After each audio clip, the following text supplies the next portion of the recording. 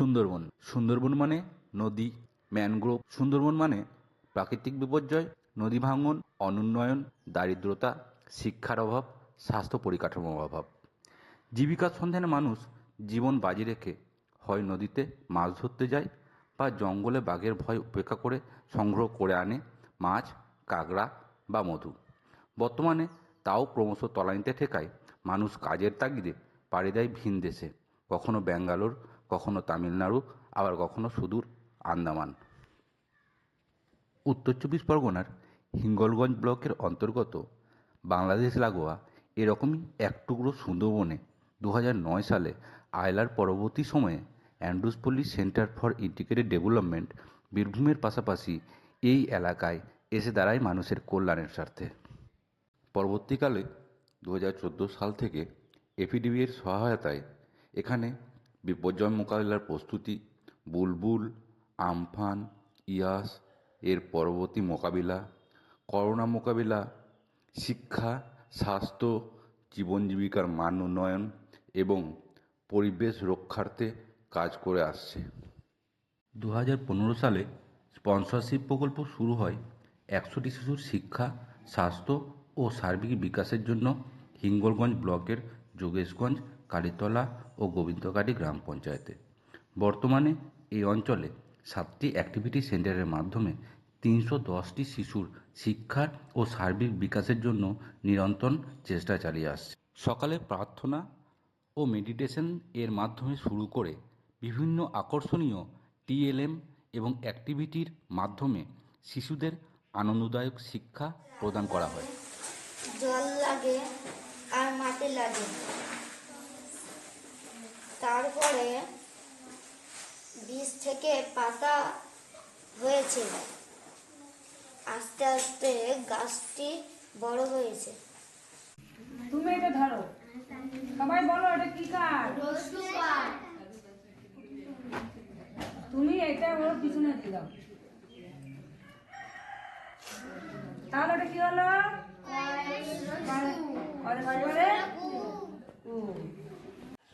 আজকে আমাদের এখানে একটা মডেল টানানো আছে।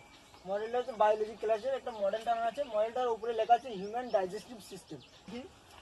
এখান থেকে আমাদের মুখ থেকে এটা শুরু হচ্ছে, আর আমাদের শেষে কি হচ্ছে যে খাবার বর্জন করে দিচ্ছি, পাইপ সিদ্ধ দিয়ে এটা শেষ হচ্ছে পুরো ফার্স্ট টু লাস্ট। এটা হচ্ছে আমাদের পুরো পরিপাক তন্ত্র।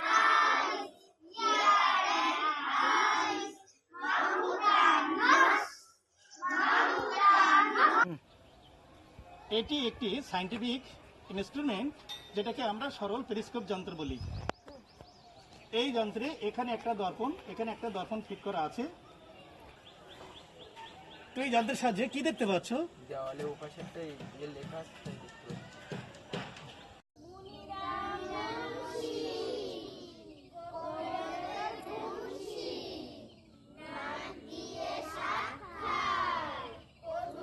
Singular, plural. সিঙ্গুলার একটা হলে সিঙ্গুলার হয় এবং একটার বেশি যদি হয় তাহলে সেটা হবে প্লুরাল। Apple, apples. বল, বলস। পাশাপাশি অঙ্কন, yoga, cultural activity, science exhibition, খেলাধুলা ও ডিবেট অভ্যাসের মাধ্যমে শিশুদের শারীরিক ও মানসিক বিকাশের উন্নতির চেষ্টা। খুলে গেছে, বাজার খুলে গেছে, সেখানে স্কুলটা বন্ধ রাখার কোনো মানে নেই। কেননা বাজারে গিয়ে তাদের গার্জেনরা এফেক্ট হলে বাচ্চাদেরও এফেক্ট হতে পারে। সেই জন্য আমি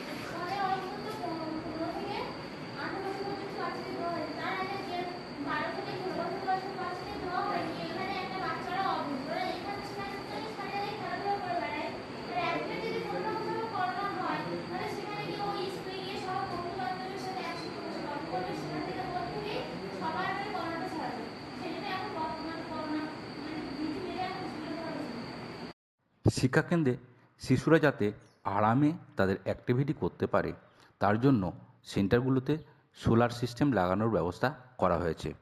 এছাড়াও ক্রিসমাস গিফট এর মাধ্যমে পড়াশোনা সহায়ক উপকরণ প্রদান করা হয়েছে, যেগুলিতে তারা খুবই উপকৃত। শিক্ষার পাশাপাশি ডাক্তার দ্বারা নিয়মিত স্বাস্থ্য পরীক্ষার ব্যবস্থা করা ও প্রয়োজনীয় ওষুধ দেওয়ার ব্যবস্থাও করা হয়ে থাকে। এছাড়াও নিয়মিত স্বাস্থ্য উপকরণ প্রদান করা হয়।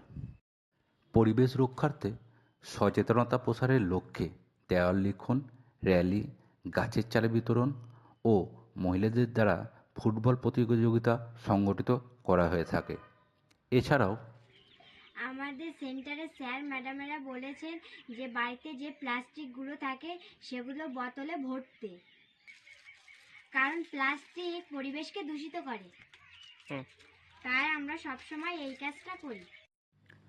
অন্যদিকে এই সমস্ত কর্মকাণ্ড যাতে শিশুরা নিজে করতে পারে তার জন্য চাইল্ড ক্যাবিনেট গঠন করা ও ক্যাবিনেটের দ্বারা বিভিন্ন পরিকল্পনা করা ও বাস্তবায়নের চেষ্টা করা হচ্ছে। আমি মাননীয় শিক্ষামন্ত্রীকে কিছু বলার জন্য অনুরোধ করছি। এই মাসে 5 জন সহকারী নিয়মিত সেন্টারে আসছে না, যেমন ইলিয়াস, সুনিতা, নয়ন, তুহিন।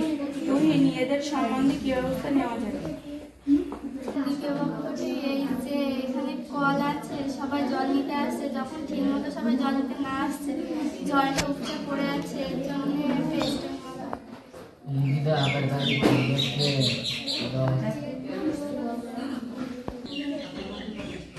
তাহলে আমাদের 15 তারিখ সবাই পঞ্চায়েতে গিয়ে লিখিত আকারে জমা দেবো সবাই।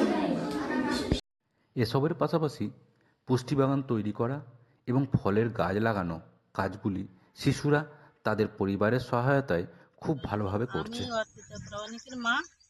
আমার মেয়ে হেমনগরে আছে, টিনজিয়াতে পড়ে। সেখান থেকে কিছু বীজ পেয়েছি, সেই বীজ মাটিতে রোপণ করে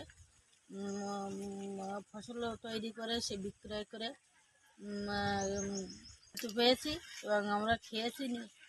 এবার নমস্কার, আমার মেয়ে ক্লাস 7-এ পড়ে, রিমা মণ্ডল। যে অ্যাসিড সেন্টার থেকে যে একটা পেয়ারা গাছ দিয়েছিল, সেই পেয়ারা গাছটা 12 মাস ফল ধরে। আমরা তার থেকে খুব উপকৃত হয়েছি এবং বাজার থেকে আর বাড়তি টাকা দিয়ে পেয়ারা কিনতে হয় না। পুষ্টিকর খাবার বিতরণের পরিবর্তে গত বছর থেকে ব্যাংকের মাধ্যমে ক্যাশ ট্রান্সফার করা হচ্ছে। এর ফলে পরিবারগুলি তাদের পছন্দ মতো ও প্রয়োজন মতো খাদ্য সামগ্রী ক্রয় করতে ও তার হিসাব রাখতে পারছে। আগে যে খাবার দাবার দেওয়া হতো তার বদলে এখন 1050 টাকা করে অ্যাকাউন্টে দেওয়া হয়। সেই টাকা তুলে আমরা আমাদের ছেলে মেয়েদের পুষ্টিকর খাদ্য কিনে আমরা খাওয়াই। এলাকার জলের সমস্যার কথা মাথায় রেখে এবং বিশুদ্ধ পানীয় জল সরবরাহের উদ্দেশ্যে আমেরিকান একটি সংস্থার সহায়তায় এখানে একটি আরও প্ল্যান্ট প্রতিস্থাপিত করা হয় এবং বর্তমানে এপিডিবির সহায়তায় নিয়মিত রক্ষণাবেক্ষণ করা হয়ে থাকে। আমাদের এখানে খুব জলের কষ্ট, আমরা নোনা জল, আমরা জল ঠিক মতন পাই না। এখানে পরিষ্কার সাদা জল আমরা খাওয়ার জন্য পাই এনজিও, সেই জন্য করে আমরা এখান থেকে জল নিয়ে যাই খাওয়ার জল। আমি মৃন্ময় গায়েন, অ্যাসিড এনজিও পরিচালিত হেমনগর সেন্টারের 10ম শ্রেণীর ছাত্র। আমি এখানে 2015 সাল থেকে পড়াশোনা করছি। এখানে যোগ্য শিক্ষক ও শিক্ষিকাগণ বিভিন্ন TLM এর মাধ্যমে আমাদের শিক্ষাদান করে। শিক্ষাদানের সঙ্গে সঙ্গে medical camp, hygiene kits, education materials, medicine, cash transport প্রভৃতি মাধ্যমে আর্থিক ও মানসিক সুস্থতা বজায় রাখে। এই কারণে আমি অ্যাসিড কর্তৃপক্ষকে ধন্যবাদ জানাই। Thank you supporter, thank you everybody, thank you acid.